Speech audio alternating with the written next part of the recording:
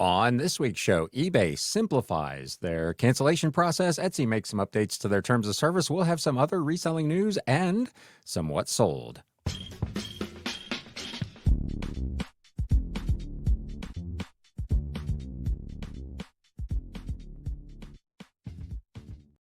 What is up, Galaxians? Welcome to episode number 260 of the Galaxy CDs, Rocks, and Flips Reseller Talk podcast. My name is Ryan, and I will be your host. I am a full-time reseller, part-time YouTuber, and podcaster working out of my home here in the greater Cincinnati area. And if this is your first time here, welcome to the show. We've got a handful of reselling news items, mostly eBay and Etsy this week. And then I've got a pretty small what sold recap kind of at the back end of the show. I think there's only 9 things. It was a fairly slow week.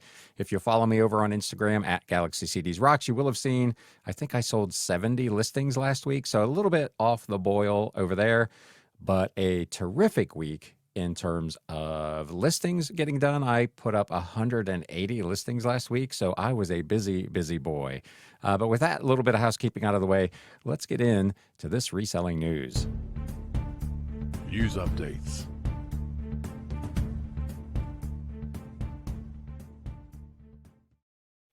So eBay announced that they are what they call simplifying order cancellations. This rolled out initially over in the UK, and then within a few hours, it was updated as well here in the US. So essentially what this is, they said, we are launching a change that will simplify order cancellation process for both buyers and sellers. Buyers now have the option to request an order cancellation using the cancel order button before the item is marked as shipped. So this is an important change. They used to only have a limited window of time where they could actually click to request a cancellation. After that time, they would have to message us as sellers and say, hey, I'd like to cancel this item. So now, until you have marked the item as shipped, the buyer will have an opportunity, if they so desire, to cancel their order. Our goal, they say, is to create a more user-friendly and consistent experience to build trust between buyers and sellers and encourage repeat purchases.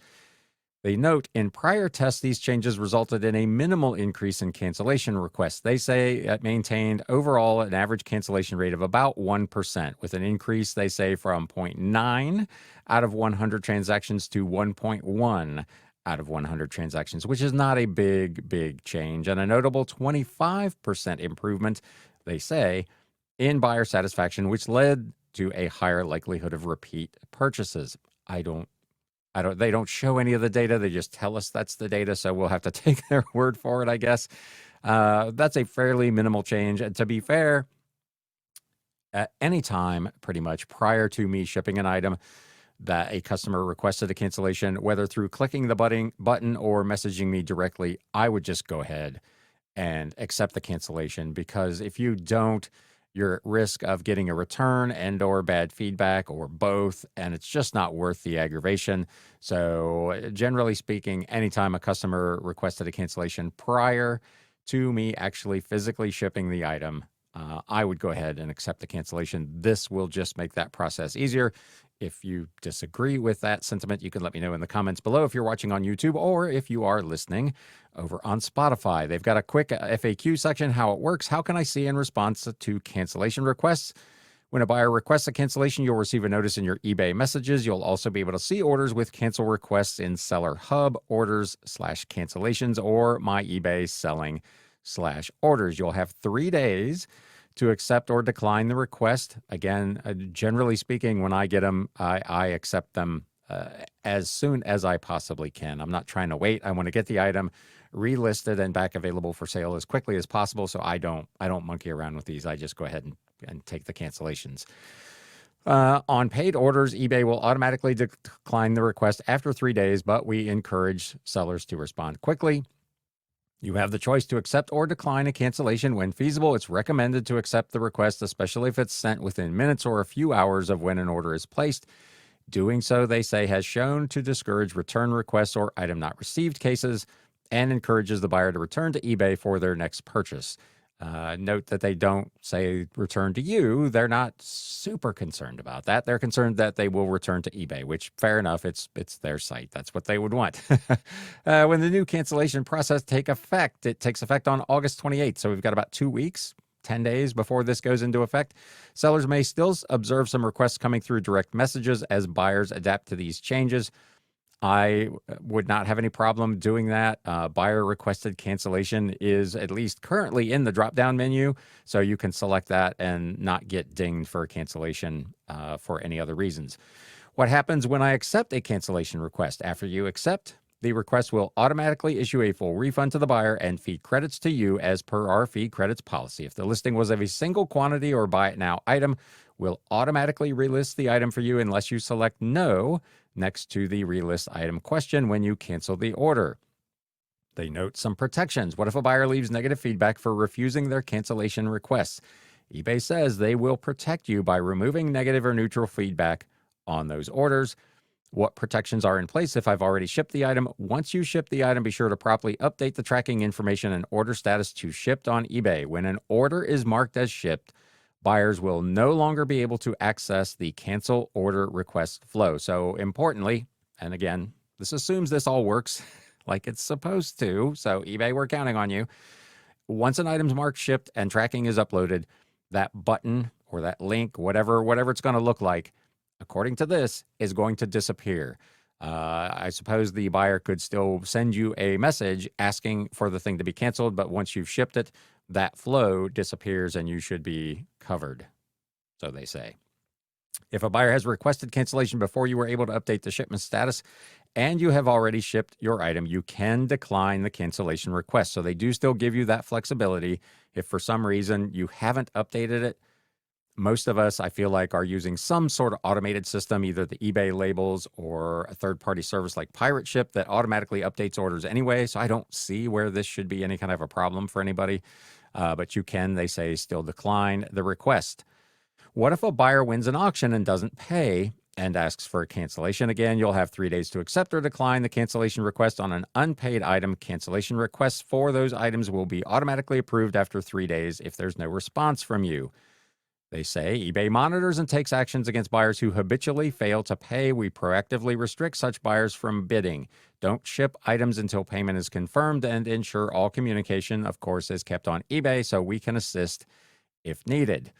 They have an important addition here for customized and personalized item. As a seller of customized items on eBay, what if the order is already in process when a cancellation request is made? So something that you're engraving, sewing, some kind of custom work that you're doing. If cancellation was requested, communicate with the buyer via direct message to explain why the request will be declined. So they want you to do that in advance of actually doing the cancellation, then proceed to decline it. Keeping your communication, again, on platform helps eBay to provide support if the buyer seeks a refund through their payment provider. So importantly, having all that communication in one place can help protect you. So let me know what you think of this. Again, I spoiled the lead a little bit. I don't have any issue with this.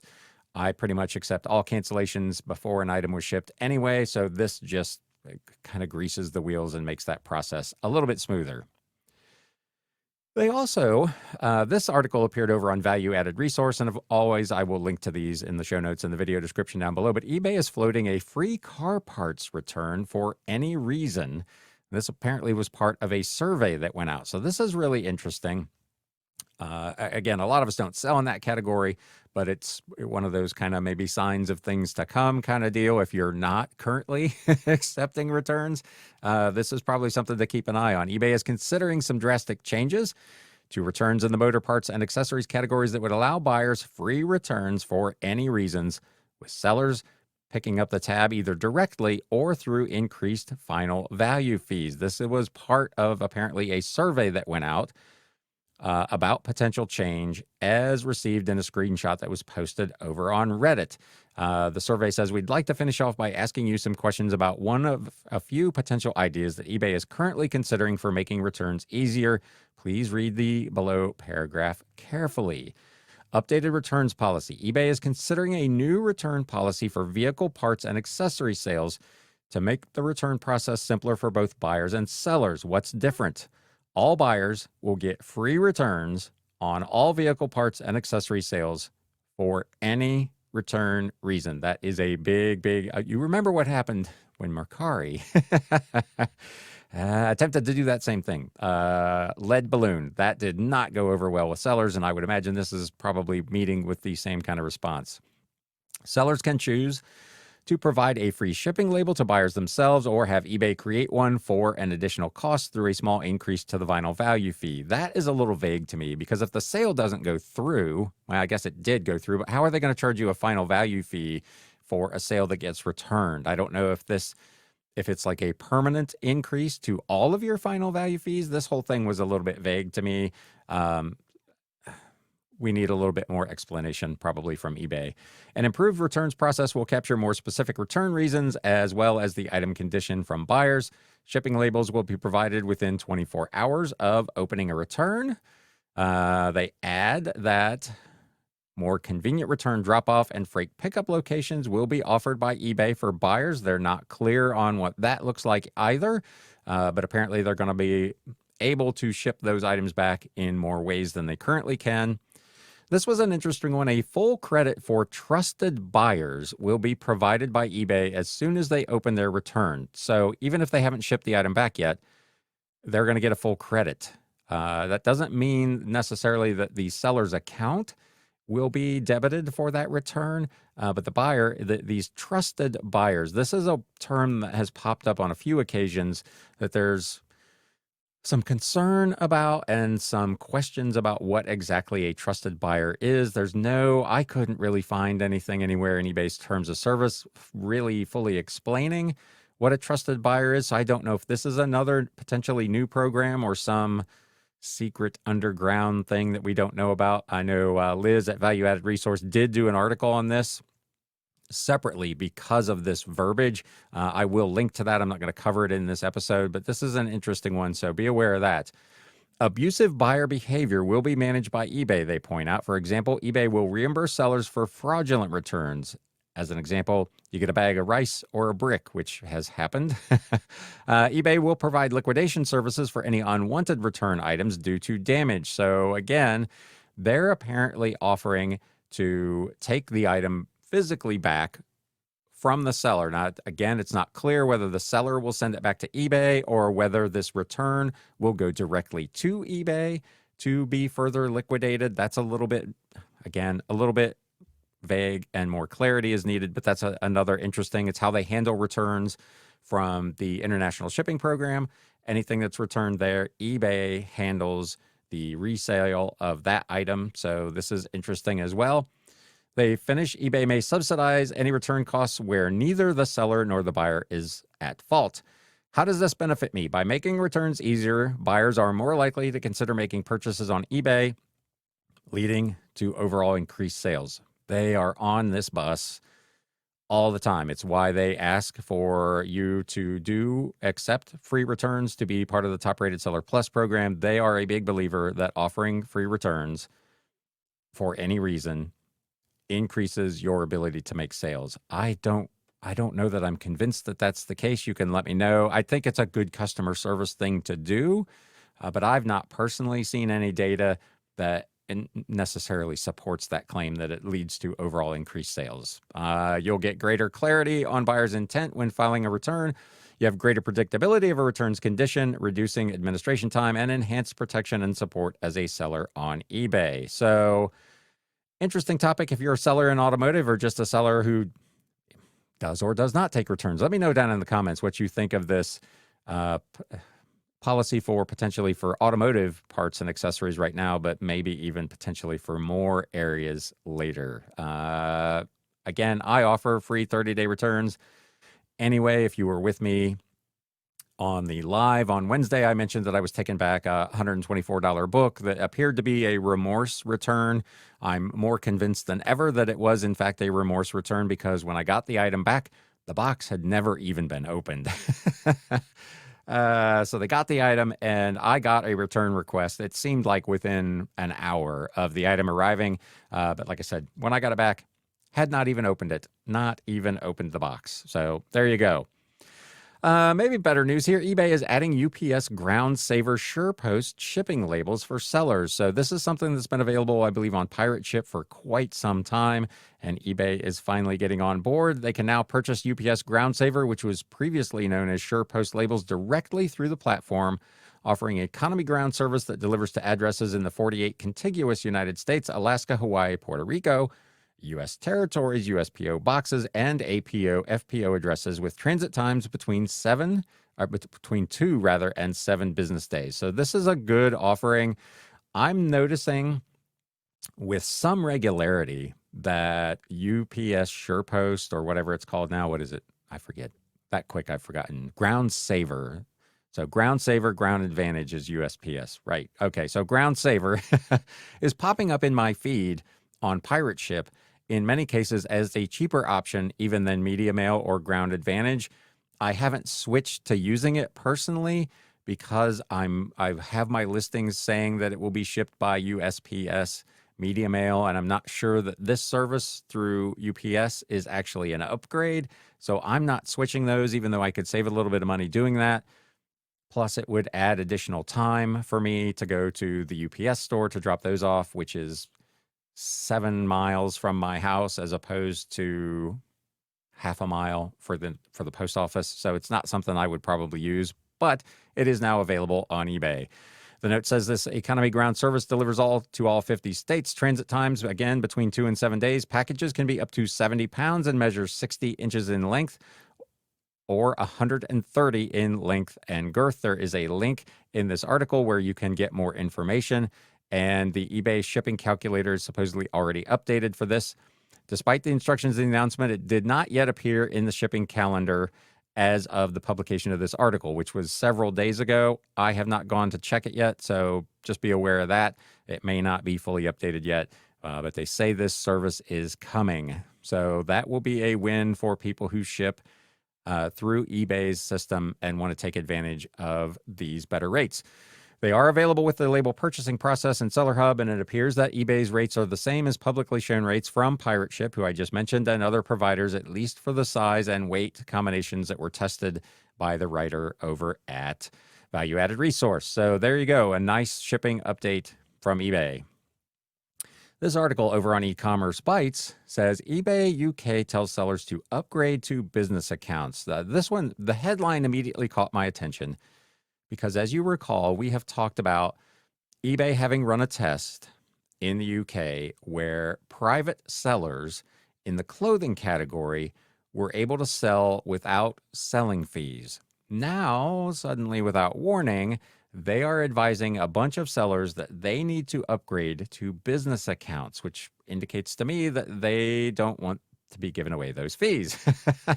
Sellers in the UK said eBay sent them notifications telling them they needed to upgrade from a private seller to a business seller, which this article says are designations not made in the US. Some sellers said customer service reps told them the emails were sent by mistake, but an eBay moderator said the mailing was legitimate and not a technical issue. So again, unfortunately, as we talk about with some regularity, the left hand not knowing what the right hand is doing over at eBay. Some of the reps thinking this was an error and others saying, nope, this is legit. One UK seller told e-commerce Bytes the rep said eBay was working on the issue. However, the seller said the banner displaying on his account said he needed to upgrade. eBay would offer fee-free selling until December 31st of this year, which is not a bad offer at all, he said. Sellers must convert their accounts by September 4th to qualify. So this, again, you got a couple of weeks if you're over in the UK to do this. A seller writing about the promotion on the eBay UK discussion boards called it a, quote, kick in the teeth for those sellers who had done things the right way, presumably referring to those who had already registered as business sellers. Quote, what rewards are those sellers getting? They asked. Others, of course, echoed that same sentiment. One seller shared a theory about the emails, writing in part, quote, I actually believe this sudden interest in a seller's account type is due to the EU's GPSRs, which will be enforced from December. Hence that date in December where this goes live. All business sellers will be forced to comply, but private sales are beyond the scope of these new regulations. As eBay can be held liable for any non-compliant products that enter the EEA, EU, or NI, and trading under a private account would be an easy way for a business to bypass the new rules. I'm guessing that eBay realized they had to do something if their hand wasn't already forced. So what they're referring to here is regulations, kind of product safety stuff, that if you are a private seller selling it to another private individual, it is not covered by these regulations. But if you are a business, which obviously eBay is, eBay could be held responsible. They don't want to be responsible for all this. So they are requesting, you can call it what you will, but they want their individual sellers to properly denote themselves as business sellers. That's interesting. An eBay moderator responded in a thread about the mailings on Wednesday with the following response. Again, just confirming it's not a tech issue. And this was interesting. These emails are sent based on the account's selling activity. Anyone who received the email appears to be operating as a business seller in order to comply with government consumer protection legislation outlined in the business seller policy. We've asked that they upgrade their account to a business account. So it's not clear whether they've looked at numbers of listings, numbers of transactions, dollar volume, but there's something that these sellers have done that has triggered eBay's system to say these folks are selling too much stuff to be private sellers. I don't know how you draw that line. I know several people who happen to sell a lot of stuff, but that's not their main business. It is a legitimate side hustle for them. And I don't know, if you're in the UK, maybe you can shed some light on this. I don't know what the level is, what the requirement is for dollar amount where they would consider you to be a business. But eBay obviously just doesn't want to be on the hook for that. When an account or linked accounts have higher trading history than normal private accounts or indicators that they are operating as a business, we must request that they register as a business. The official response left sellers as confused as they were before. So there you go. That's coming in the UK. It's coming pretty quickly. If you are a seller there, apparently with a volume of business that eBay has recognized as being too big, they're asking you now to register as a business. Continuing on e-commerce bites, sellers ask if Pitney Bowes' exit impacts eBay. This was an interesting one. You may recall that Pitney Bowes was the primary partner for eBay's former global shipping program. Apparently, they still are a partial participant with eBay in some shipping stuff, but Pitney Bowes is having some financial woes. They will continue to operate, but has spun off their global e-commerce unit and put it into bankruptcy. Sellers are wondering if it will impact eBay's international shipping program. Does this news shut down eBay's international shipping program? A reader asked E-commerce Bytes, pointed to an article in Supply Chain Dive, which reported that many parcel delivery and return services of the Pitney Bowes global e-commerce unit will cease operations in the coming weeks. I don't know. I don't think this article actually answers this question in the end because we're not really clear on what companies and what interests are involved in this. And it is not Pitney Bowes itself. It's just their e-commerce unit. So Pitney Bowes is not closing up shop, but apparently they have some businesses that are in the e-commerce world that do this sort of thing. And some of those facilities are going to be closing. One question on Reddit, I see Pitney Bowes is not only going bankrupt, but ceasing all e-commerce operations. I think eBay contracted with Pitney Bowes for several reasons, but with USPS as the carrier, does anyone have any insight on impact? Again, note that Pitney Bowes itself has not filed for bankruptcy, but according to its press release, the GEC, again, the global e-commerce segment, has been struggling to achieve profitability over the past several years in the face of macroeconomic and industry headwinds. Activist investor Hestia Capital has been pressuring the company to divest this division since as far back as 2022.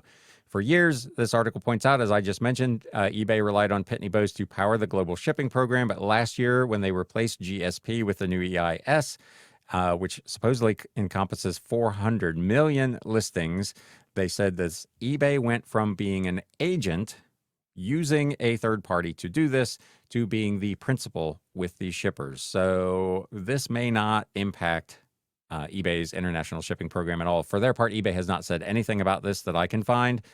In the EIS terms of use, eBay does say they still use some third parties, but it doesn't mention anyone specific. After your buyer has paid for your item, you will ship it to the EIS item to a parcel processing facility located in the U.S., most of which are in the Illinois area, Chicago, I think, which is managed by third-party service providers. Managed by, but not necessarily owned or operated by. So that is an important distinction. And again, may not necessarily involve these things closing up. Third-party service providers will oversee the processing of these orders at the U.S. shipping hub in preparation for shipping to your buyer. They may, they say, open and inspect the item without notice and repackage improperly packaged items. Item will then be routed through the carrier's networks to the buyer's delivery address provided by the buyer or to a collection center near your buyer designated by the postal carrier. The closest hint that eBay has continued to utilize Pitney Bowes, at least in part for the program, was a 2022 press release where they stated it would continue to provide a range of cross-border e-commerce logistics services to eBay in the United States and the UK. Writing in the release, Pitney Bowes will continue to be a partner offering a range of e-commerce logistics services to support eBay international shipping going forward. This week's developments, the article says, should be no surprise to eBay. They have been, again, this activist investor has been trying to get Pitney Bowes to divest this particular piece of their business for a long time, and they have now done so. So that we'll have to wait and see if there's any impact. I, again, have not noticed anything. I've not seen any eBay announcement about any service disruptions. I guess we'll find out when some of these facilities start closing what the case is there. Moving over to Etsy, new Etsy terms of use, seller, and shipping policy updates that go into effect on September 15th. So again, this is something that we've got about a month for. They've updated their terms of use regarding FedEx SmartPost claims, gift cards, arbitration, and more. Users, of course, are encouraged to read the entire updated agreement carefully, but here are a few highlights from our friend Liz over at Value Added Resource.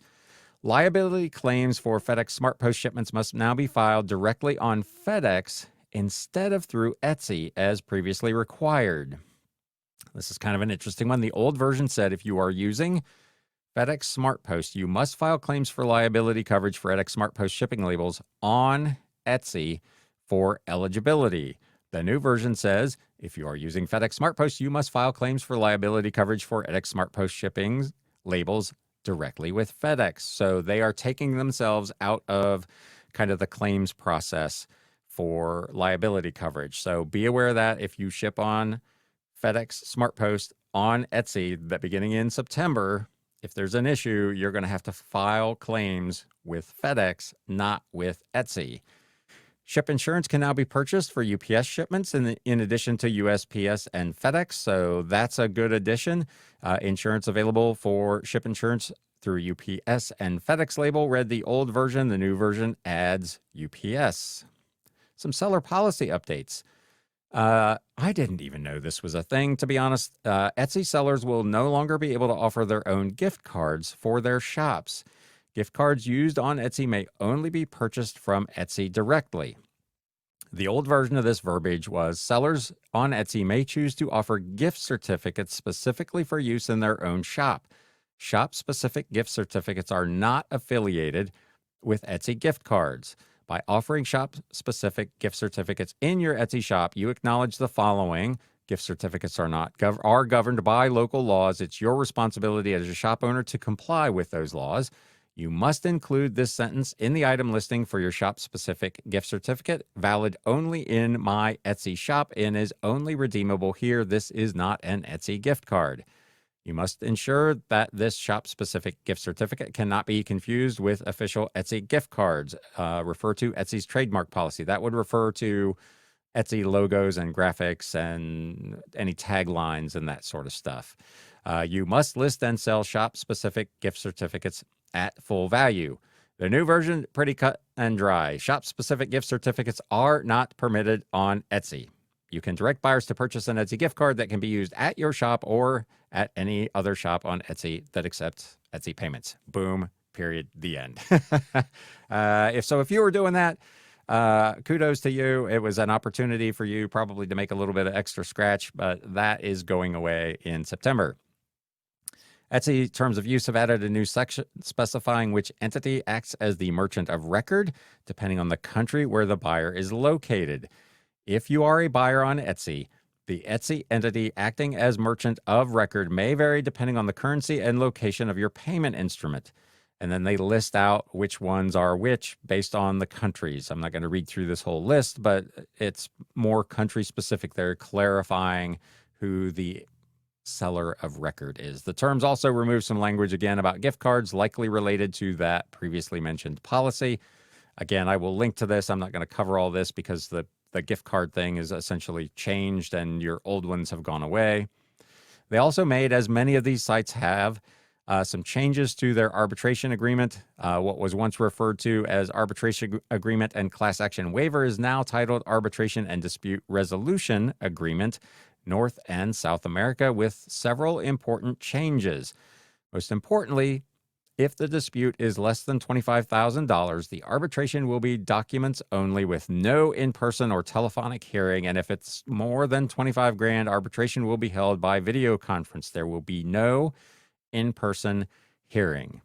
I don't know how often this comes up on Etsy or any of these sites, but they're making it obviously easier for themselves to deal with these kind of arbitration cases.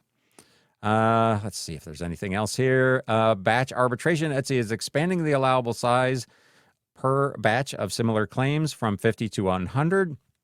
This is something we talked about, I don't know, 6 months or so ago. Mercari kind of did the same thing. They made a change into how many people could be involved in any particular arbitration case.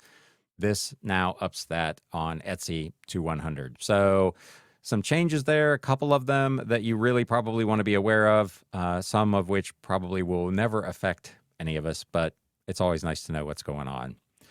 Last thing, and this one again is over on e-commerce bites. Etsy also sent out a survey talking about some of their controversial changes. So when I did my special episode on these back in March, I kind of weighed in on some of the verbiage and whether or not it really made any difference in the big scheme of things, if it was going to keep drop shippers and counterfeiters from being drop shippers and counterfeiters, and I was of the mind that it would not. And apparently now Etsy also wants to know what some of their sellers think of that. I don't think I've received this survey. Let me know in the comments again on YouTube or on Spotify if you did. But they surveyed sellers about recent changes it made to how it displays items on its marketplaces. Items formerly classified as handmade are now displayed as made by seller or designed by a seller. Other designations included sourced by a seller for things like supplies and handpicked by a seller for things like the vintage books that I sell. Sellers began receiving invitations to take the survey the week of July 21st in an email with the subject line, "Help us make Etsy better." A moderator at Etsy did confirm the validity of the invitation because a lot of people, when they get these, they immediately go to the message boards and say, hey, is this legit? Is this a real thing? Which is a good thing to do to try to verify. And Etsy did clarify that this is an actual survey from them. One seller wrote about the survey in a thread on Reddit saying it showed them every listing that Etsy changed under the new policy from made by to designed by and let them comment on why they might think the new designation was incorrect. I highly recommend, this writer said, looking out for an email from Etsy to take this survey so hopefully they see how many listings are messed up and figure out a way to fix them. Let me know in the comments again, have you noticed anything like that? I, in my listings, have not noticed any errors in how any of my items have been designated. So mine are pretty cut and dried. They're sourced by, because I don't make anything. I stopped my print-on-demand business, so I don't really have anything that falls into those other categories. But if you do, if you've seen errors, let us know in the comments. According to a report from a seller who took the survey, Etsy said it wanted to gain a better understanding of sellers' experiences and make Etsy an even better place to sell. Some of the questions they asked are, how likely are you to continue to sell on Etsy for the next 12 months? How much of a problem, if at all, is the following when selling on Etsy? Some items on Etsy are labeled handmade, but seemed like they are not made or designed by the seller. That, to me, is probably going to be the big one. They're going to get a lot of feedback on that. Etsy explained that it recently reorganized its policies into new, as we covered, creativity standards in which it would label all items as either made by, designed by, sourced by, or handpicked by. It then asked participants if they'd heard about the policy change before taking the survey and asked them how they felt toward the new policy and those labels. They also asked, do you think this policy and updated listing labels will be good or bad for your shop, or do you think it will not make a difference? Then proceeded to show survey participants specific items from their shop and how Etsy labeled them and how it was currently labeling them under the new policy, and asked sellers if they thought it was an accurate description of how their items were created. Etsy sellers have raised concern about bots misidentifying their listings and removing them. This has been going on for much, much longer than this policy change, this bot issue, and removing things that they thought were fraudulent, counterfeit, not as represented goes way, way back beyond this, but it continues to be a problem, while allowing mass-produced copies of their designs to proliferate on the marketplace. It'd be interesting to see and learn the results of the survey to see if sellers agree with Etsy's made by versus designed by designation. It would also be interesting to learn what buyers think of that designed by label. So there you go. That is your reselling news for this week. Some stuff going on over at eBay, some stuff going on over at Etsy. As always, let me know in the comments what you think of any of that. With that, let's get into some what sold.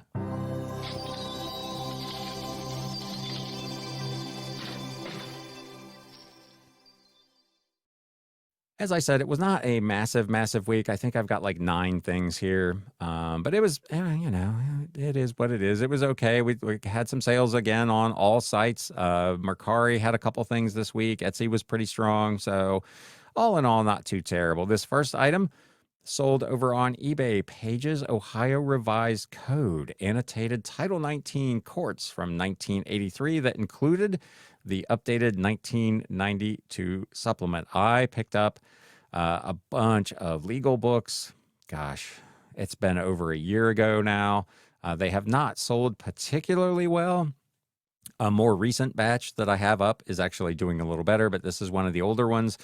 I had it listed for, I think, $24.99. It was on sale for $21.24. I received an offer of $20, which I went ahead and accepted because my cost of goods sold on this was only $1. Buyer paid shipping. My fees were $4.18. Shipping was $6.13. So this $20 net sale item made me $14.82 in profit. And that was the wrong button. Next up, eBay. Again, sold item Fred Perry's Gold Digger, the Time Raft 2 DVD special edition from Antarctic Press. You may recall, I don't know what it would have been now, 6 or 8 months ago, I commented about a video that Cincinnati Picker did about a particular sale that he had been to, an estate sale, that he thought was a scam.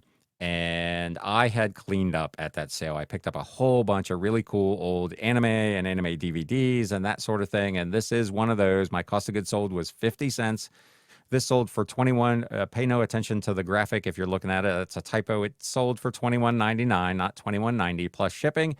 Fees, $3.98, $1.86 in ad fees. Again, my 50-cent cost of goods sold. So total cost, $10.97, $21.99 item netted me $15.56. Old anime can be really, really strong stuff. I generally try to look for that when I'm in a home where I can find a bunch of that stuff, and I will cart out of there with Rubbermaid totes full of it. Here's an item I picked up at an estate sale maybe a month ago. Mechanical Drafting Essentials, 3rd edition, 1961. McCabe, Keith, and Farnham. This was a workbook from a mechanical drafting class back in the 1960s. This was listed and sold on eBay for $24.99 plus shipping. My cost of goods sold was just 94 cents as part of a bulk buy at an estate sale. So $24.99 netted me $19.56. As I talk about fairly regularly, I like these old textbooks and old workbooks. They generally can be bought reasonably cheap and bring pretty decent money if you can be patient enough to wait for them to sell. Mercari. This is some stuff I picked up at a sale just about a week ago. I got 50 cents a piece in these. I just bought a whole bunch of these Amish cookbooks, and some of them were pretty high value and some of them ended up being pretty mediocre. These were selling on eBay for $5 and $6 a piece with free shipping. Amish Country Cookbooks, Volume 1, 2, and 3 from Das Dutchman Essenhaus. So I lotted the 3 volumes up. They were in really nice condition. So I lotted them up together. I listed them on eBay, I think for $19.99 plus shipping. Over on Mercari, I billed the shipping into my price. So I offered these for $27 with free shipping and sold them almost right away.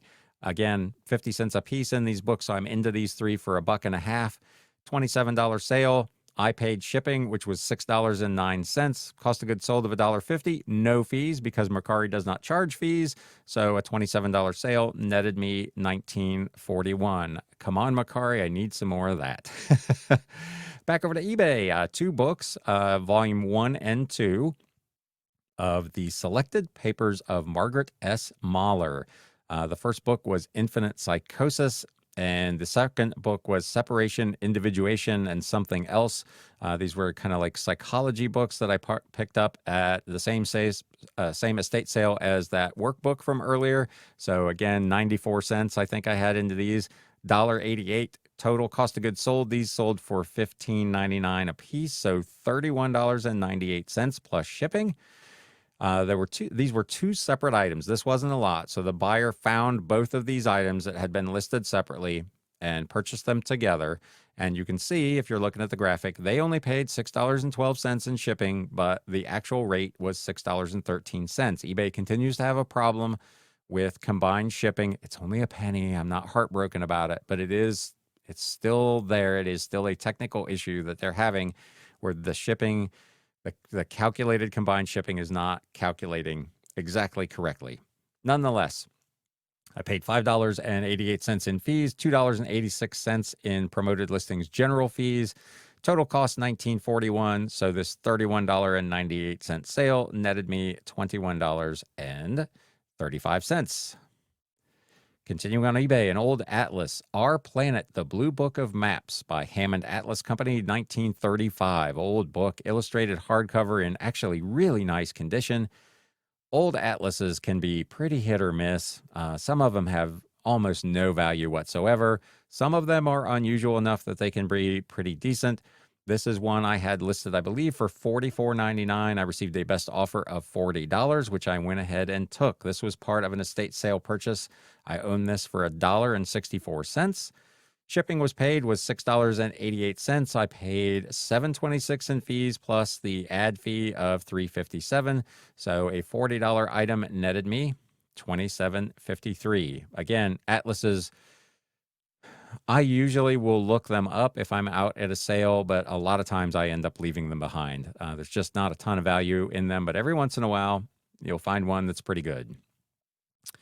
Another old book on eBay, Cyclopedia of Biography, Washington, Marion, and Cromwell. This was published by John B. Alden way back in 1883.